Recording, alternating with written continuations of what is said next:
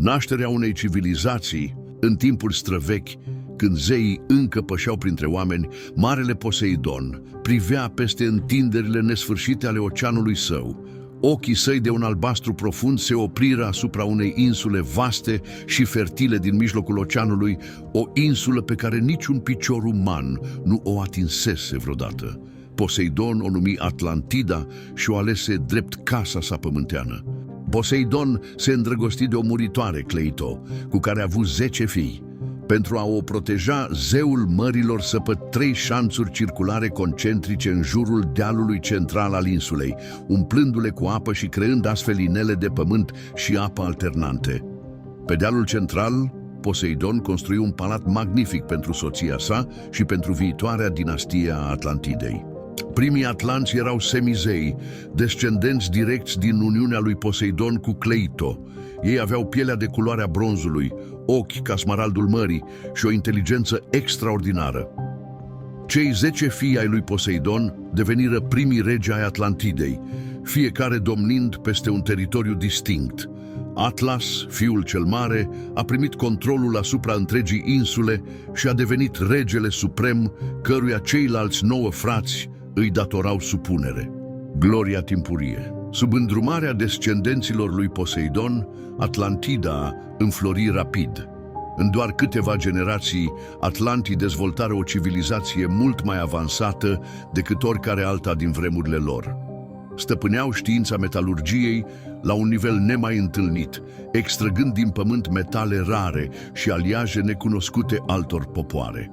Din subteranele insulei extrăgeau oricalcum, un metal misterios cu strălucire roșiatică, mai valoros decât aurul, folosit pentru decorarea clădirilor și crearea unor unelte și arme de o eficiență uimitoare. Inginerii atlantideni construiră un sistem complex de canale care străbăteau întreaga insulă, facilitând transportul și irigarea vastelor câmpii fertile. Templele și palatele lor erau acoperite cu aur, argint și orichalcum, înălțându-se maestuos spre cer. În centrul Atlantidei se afla metropola capitalei, construită pe inelele concentrice create de Poseidon. În mijlocul acestora se ridica templul lui Poseidon, o structură colosală cu acoperișul de fildeș și coloanele de orichalcum.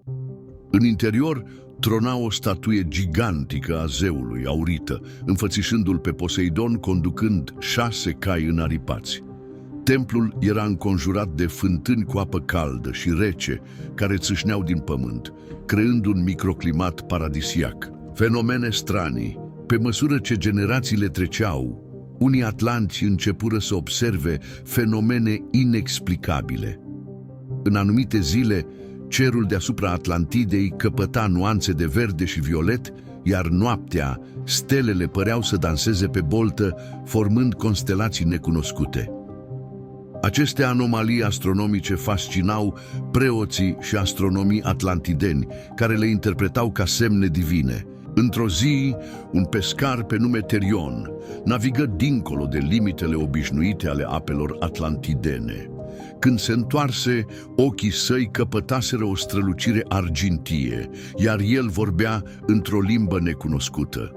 După 3 zile în care a fost studiat de preoți și vindecători, Terion își recăpătă graiul normal și povesti despre o întâlnire cu ființe luminoase care i-au arătat viziuni ale viitorului. De atunci, Terion avea capacitatea de a prezice furtunile și mișcările bancurilor de pești, devenind un consilier prețuit al flotei de pescuit. În adâncul minelor de orichalcum, minerii raportau sunete ciudate, șoapte și melodii hipnotice care păreau să vină din peretele stâncos. Cei care ascultau prea mult aceste sunete dezvoltau abilități telepatice, putând comunica prin gând cu alți atlanți, dar pierdeau treptat capacitatea de a vorbi. Pe platoul înalt din estul insulei a apărut spontan un cerc de pietre megalitice, perfect aliniate cu mișcările soarelui și lunii. Nimeni nu revendică construirea acestui monument, iar analiza pietrelor indica faptul că acestea erau mai vechi decât însăși Atlantida. În centrul cercului, plantele creșteau de 10 ori mai repede, iar bolnavii care dormeau o noapte acolo se vindecau miraculos. Epoca de aur și avansul tehnologic. Aflată la apogeul dezvoltării sale, Atlantida devenise centrul unei vaste rețele comerciale și culturale. Corăbiile lor rapide, propulsate de un sistem avansat bazat pe energia cristalelor, puteau traversa oceanul în câteva zile, stabilind rute comerciale cu civilizațiile din Egipt, India și chiar cu populațiile din Americas, necunoscute restului lumii. Inginerii atlantideni perfecționară tehnologia cristalelor energetice, folosind formațiuni naturale de cristal găsite în adâncul insulei. Aceste cristale, când erau tăiate și aranjate în configurații specifice, captau energia solară și o transformau în lumină și căldură. Palatele și templele atlantidene erau iluminate zi și noapte de aceste cristale strălucitoare, creând un spectacol magnific vizibil de la mare distanță. Medicii atlantideni dezvoltară tehnici chirurgicale avansate și medicamente derivate din plante rare, prelungind considerabil durata de viață a populației. Arhivele menționează atlanți care trăiau peste 300 de ani, păstrându-și vitalitatea până în ultimele zile.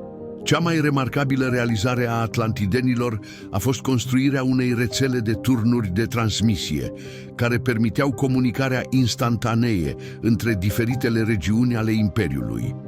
Aceste turnuri, cunoscute sub numele de vocile lui Poseidon, foloseau un proces necunoscut pentru a transmite vocea și imaginile pe distanțe enorme. Istoricii moderni ar putea compara acest sistem cu o formă primitivă de televiziune sau internet. Societatea atlantideană. Societatea Atlantidei era organizată într-un sistem complex de caste, bazat pe proximitatea genetică față de linia originală a lui Poseidon. În vârful ierarhiei se aflau regii și familiile lor, urmați de preoți, ingineri, războinici, comercianți, artizani și fermieri. Deși stratificată, societatea permitea mobilitatea socială bazată pe merit. Un artizanal talentat putea fi ridicat la rangul de inginer, iar un inginer excepțional putea fi invitat în cercurile sacerdotale. Educația era obligatorie pentru toți copiii până la vârsta de 16 ani, cu specializări ulterioare bazate pe aptitudini. Justiția era administrată de un consiliu de judecători aleși din rândul preoților și inginerilor bătrâni. Pedepsele erau rareori fizice, bazându-se mai mult pe munca în folosul comunității și reeducare. Crimele grave erau pedepsite prin exil pe insule îndepărtate. Un aspect unic al societății atlantidene era rolul femeilor, care se bucurau de drepturi egale cu bărbații în majoritatea domeniilor. Femeile puteau deveni preotese, inginere sau comerciante, deși rolul de războinic rămânea predominant masculin. În sistemul politic, regele era întotdeauna bărbat conform tradiției stabilite de Poseidon, dar era consiliat de un cerc de înțelepte numite fiicele lui Cleito, începutul decadenței. După aproape 2 milenii de prosperitate, natura divină a atlantidenilor începu să se dilueze. Sângele zeilor curgea tot mai subtil în venele lor, iar odată cu aceasta, înțelepciunea și virtuțile lor se diminuară. Regii din ultimele generații erau tot mai preocupați de lux și plăceri decât de binele imperiului. În această perioadă, fenomenele stranii se intensificară. Mareele deveneau imprevizibile, provocând inundații neașteptate. Cutremure minore zguduiau periodic anumite regiuni ale insulei. Cristalele energetice, odată stabile și fiabile, aveau acum fluctuații inexplicabile, cauzând pene de energie și uneori explozii devastatoare. În anul 8500 înainte de Hristos, conform cronologiei moderne, un rege pe nume Xarxes veni la putere. Ambițios și crud, el respinse tradițiile străvechi și proclamă că atlantidenii erau superiori tuturor celorlalte popoare destinați să conducă întreaga lume. Sub conducerea sa, flota atlantideană începu să atace așezări costiere din Mediterana și Africa de Nord, transformând parteneri comerciali în tributari. Xerxes ordona săpături extinse în subteran pentru a extrage mai mult oricalcum și pentru a accesa o presupusă sursă de putere divină despre care pretindea că a aflat într-un vis. Aceste săpături perturbară echilibrul geologic al insulei, provocând cutremure tot mai frecvente și erupții ale vulcanilor adormiți de secole. Războiul cu Atena primordială, imperialismul agresiv al Atlantidei, întâlni o rezistență neașteptată din partea unei alianțe de state mediteraneene condusă de Atena primordială. Conform scrierilor lui Platon, această Atena ancestrală era o societate ideală, bazată pe înțelepciune și virtute, foarte diferită de Atena clasică cunoscută istoriei. Conflictul dintre Atlantida și Atena a fost atât o confruntare militară, cât și o ciocnire ideologică între imperialismul agresiv al lui Xerxes și Republica virtuoasă a atenienilor. Deși superior tehnologic, Imperiul Atlantidean se confrunta cu probleme interne, revolte ale populațiilor subjugate, instabilitate geologică crescândă și disfuncționalități ale sistemelor bazate pe cristale. Bătălia decisivă a avut loc în strâmtoarea Gibraltar, unde flota ateniană, mult mai mică, dar condusă de strategi geniali, reuși să învingă armada atlantideană. Această înfrângere umilitoare provocă revolta elitelor militare împotriva lui Xerxes, care fu asasinat și înlocuit cu vărul său, Leiros. Experimentul fatal. Leiros, în disperarea de a restabili gloria Atlantidei și de a contracara problemele geologice crescânde, aprobă un experiment propus de marele preot Minos. Acesta susținea că sursa puterii originale a Atlantidei se afla într-o formațiune cristalină masivă din centrul insulei, conectată energetic cu cele 5 cristale principale care alimentau capitalele regionale. Minos propuse activarea simultană a tuturor cristalelor la maximă putere, într-un ritual complex care urma să restabilească legătura cu energiile divine ale lui Poseidon. Istoricii și inginerii avizați au avertizat împotriva acestui plan, dar Leiros, disperat să-și legitimeze domnia, a ignorat avertismentele. În ziua solstițiului de vară, anul 8421 înainte de Hristos, ritualul începu. Inițial, efectele păreau promițătoare. Cristalele străluceau cu o intensitate nemai văzută, iar curenți de energie colorată dansau între cele 5 orașe principale și capitală. Cetățenii raportau senzații euforice și viziuni colective ale lui Poseidon revenind printre ei. După 3 ore de amplificare continuă, cristalul central din capitală începu să prezinte fracturi. Preotul Minos, observând pericolul, încercă să oprească ritualul, dar era prea târziu. Cristalul central explodă cu o forță apocaliptică, declanșând o reacție în lanț prin rețeaua energetică a insulei. Cataclismul final. Explozia cristalului central declanșă un cataclism fără precedent. Energia eliberată a activat faliile tectonice adormite de sub insulă. În câteva ore, vulcanii adormiți ai Atlantidei erupseră simultan, acoperind cerul cu cenușă și transformând ziua în noapte. Cutremurele devastatoare distruseră orașe întregi, în timp ce valuri uriașe măturau zonele de coastă. Palatele de marmură și templele acoperite cu aur se prăbușiră, îngropând mii de atlanti sub dărâmături. Sistemul de canale, mândria ingineriei atlantidene, se transformă într-o capcană mortală, când apele se revărsară necontrolat, inundând câmpiile joase. În disperare, regele Leiros ordonă evacuarea populației pe corabile rămase funcționale. Doar o fracțiune din flota imperială mai era operațională, permițând salvarea a mai puțin de 5% din populație. Cu prioritate fură evacuate familiile regale, preoții de rang înalt și inginerii capabili să păstreze tehnologia avansată. În a 3-a zi a cataclismului, evenimentul final se produse. Un cutremur de o magnitudine imposibil de imaginat zgudui întreaga insulă. Crusta terestră se fractura, permițând magmei să țâșnească la suprafață.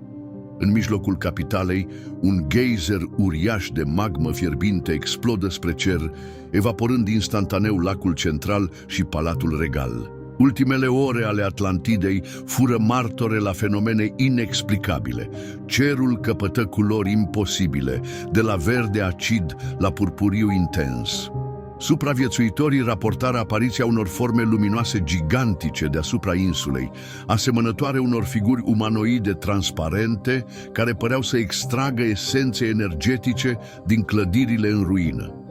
Mulți interpretară aceste apariții ca fiind zeii înșiși, veniți să salveze sufletele celor drepți sau să pedepsească civilizația decăzută. În final, într-o implozie catastrofală, întreaga insulă Atlantida se scufundă în ocean în mai puțin de o zi și o noapte, exact cum descrie Platon.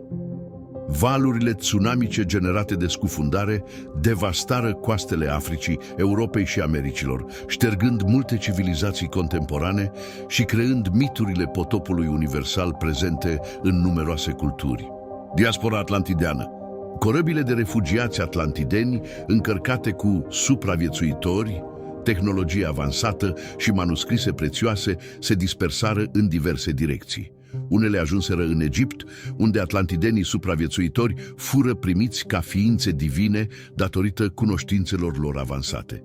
Ei contribuiră la dezvoltarea timpurie a civilizației egiptene, influențând arhitectura, medicina și astronomia. Alte grupuri ajunseră în America Centrală, unde cunoștințele lor influențară civilizațiile maiașă și olmecă.